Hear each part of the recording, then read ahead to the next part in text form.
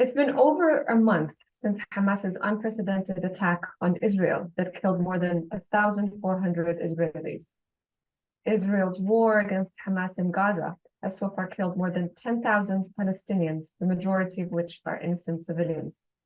And Gaza suffers a dire humanitarian crisis. There are more than 240 hostages taken by Hamas and other factions that are yet to find safe passage back to Israel and to their home countries.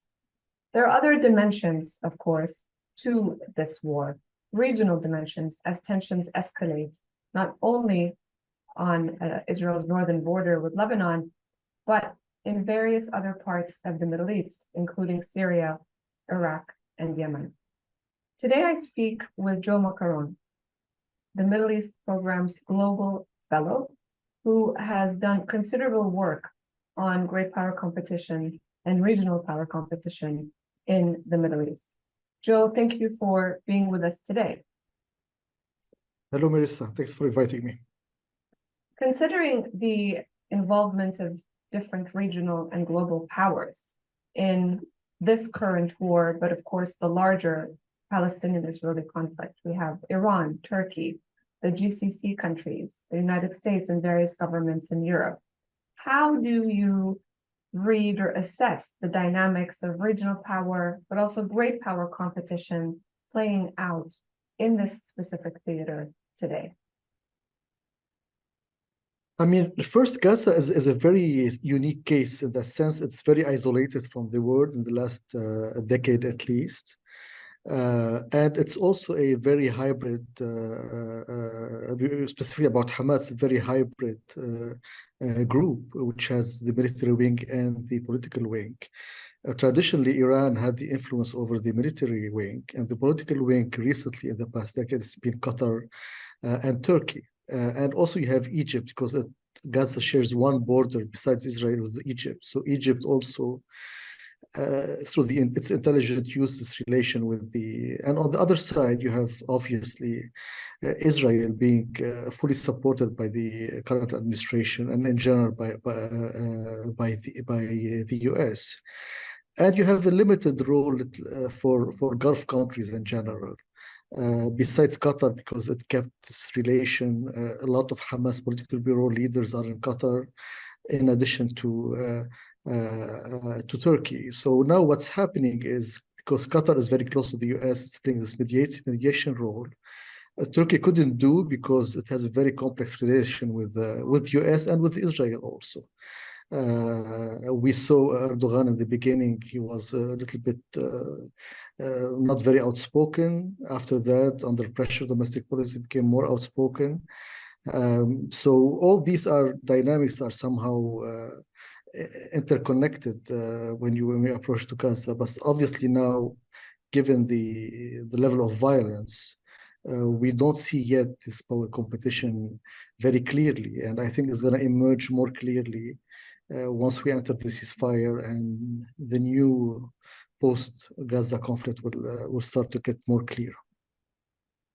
This discussion cannot be had without looking at Iran being the #1 patron of various militant groups in the region, non-state actors in the larger Middle East and North Africa region, but primarily groups that are designated as terrorist organizations here in the United States and in other countries around the world as well, namely Hezbollah in Lebanon. Hamas has received considerable support financially, politically, and also militarily. Palestinian Islamic Jihad and many others, also in Syria as well as in Iraq. How do you see Iran's role in this particular war? There have been statements from Tehran, and later on we've heard from the Hezbollah Secretary General only last week, Hassan Nasrallah, mentioned that the operation on October 7th was 100% Hamas. So is there an attempt to perhaps distance a little bit from this?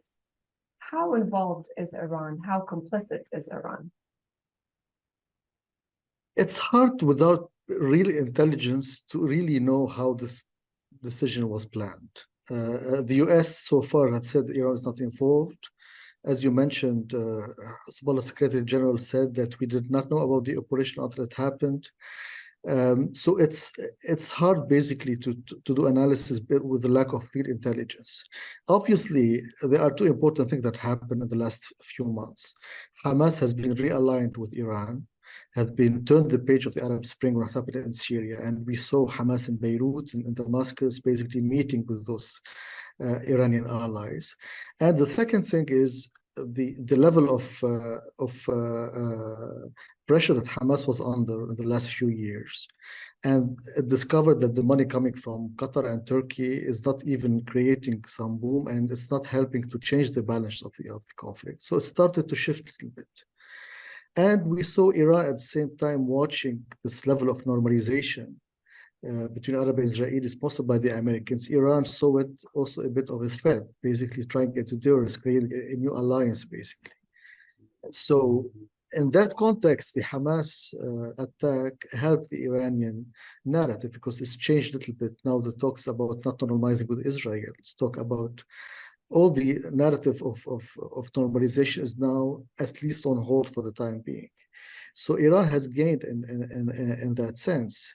And a lot of people talk about this multiple fronts against Israel. And I think it's a little bit, has a romantic aspect in that sense, that we will not see all those fronts together attacking Israel. It's very complex. Lebanon has its own dynamics, whether in domestic politics or what's happening on the border, Iraq, same, or Yemen, or even close in Gaza between the groups. So everyone has their own calculation. The only actor who played the active role so far was Hezbollah, and it has been limited on the border, basically to try to deter any ground invasion. And the more we see a ground invasion, the more we see Hezbollah increasing their attacks. We saw it today because Israel started to cut Gaza between north and south and encircling a little bit Hamas. So we saw a little bit of uptick in Hezbollah operation today. So each one of those actors, allies, or proxy of Iran has their own calculation. We will not see Iraqi groups allied to Iran into this fight, or the Houthis. They have been very symbolic measures so far. And the main what's happening is between the US and Iran now. And there's this mutual deterrence, mutual psychological pressure somehow to deter one another. And eventually, I think it will lead to some sort of ceasefire. But for now, I think the Americans are giving the Israelis some time to finish their operation. And what of the role of both Russia and China? Russia, of course, has invaded Ukraine and is involved in its own war in Ukraine. It took a few days before Putin actually made statements about the October 7th attack. But Hamas has always had an open channel with the Russians. And of course, with Iran, Iran has been providing them with military equipment in their war, for their war in Ukraine. And then there's also China and its relationship with Iran, which, as we were mentioning earlier, is a key player in the current regional geopolitical dynamics at play. I mean, for Russia, it was very interesting because the Gaza war a little bit took over the center stage from the Ukraine. So nobody's talking about Ukraine. And Putin was initially silent a little bit, and then Zelensky came to support Israel, and then suddenly we saw Putin switching to the other side. So we have like those two parallel conflicts somehow playing around. So Putin is trying to say that he's the most rational player, that the US is not pushing for peace, and he's been trying to basically do some global standing games in that sense. But at the end of the day, Russia has limited cards to play in this conflict beyond statement. The relation between Netanyahu and Putin is not as much as close as it was if you go back 5 or 6 years ago. he's now closer to the US, and also Putin doesn't like this because they lost this connection between the two on a personal level. This is also impacting the relationship, but Russia can do those positions, but now there's nothing they can do at this point, besides watching and trying to bet on what will happen next. For China, also it's very complicated because, as you mentioned, they are close to Iran, but also they have business with Israel, whether in the ports, whether in others. So traditionally, China avoided this kind of conventional confrontation. They are talking about now trying to find a solution to basically play a role in after for Gaza, whether economically or other. So now they are in a situation where they can play a mediation role. Obviously, they cannot do this because the Americans and the Israelis will not allow them. So far, the main mediation is Qatari, not the Chinese. But they are trying basically to also get involved in a way, whether in mediation or post-conflict. But the same with Russia. There's nothing they can do militarily or diplomatically at this point besides watching. It's mostly now the US and Iran dominating the dynamics of the conflict. And you mentioned earlier the impact of the Abraham Accords and how this was viewed by Iran and other factions, including Hamas, Hezbollah, and others in the region. Now, we've seen a dent in the Abraham Accords, particularly with regards to Bahrain, as they've recalled their ambassador to Israel. How do you think this will impact the Abraham Accords further as the war deepens, and if we don't see an end to the war in the foreseeable near future? I think so far, at least, the process still holds. We didn't see for many of those Gulf countries specifically, they are in a big dilemma now. In one sense, they know that they think that Iran is involved in that Hamas played their card now and created this dynamic. And in the other sense, there's domestic pressure, there's regional pressure for them to act. So they are trying to find a little bit of balance of what to do. So the more this conflict gonna last, the more it's gonna be difficult for them not to take position against the US, against Israel. We have the summit coming up now. Everybody have expectation of what might be next for them. They did this little bit of pressure on the Secretary Blinken recently in the joint conference, but there are no indication now they will not change the trend. They still believe that Iran is the focus. But the issue, maybe this is going to motivate them to work on a two-state solution, or at least some sort of a process.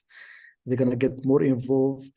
But so far, I don't see significant Arab pressure on the US. I don't see a significant shift in US policy toward the peace process, or Israeli even consensus, they are moving more to the right about pushing such conflict. And also the Palestinians are not even united to have such process. So there are a lot of challenges moving forward. But so far, I think it's mostly frozen on hold. But if we move forward in 6 months, I think maybe we start to see a different speech or different rhetoric coming out of the Arab regime. Most of them still believe that they're going to continue on this process, but now might be more motivated to push for something on the Palestinian issue, especially the Saudis. Joe Macaron, thank you so much for sharing your expertise with us today. Thank you.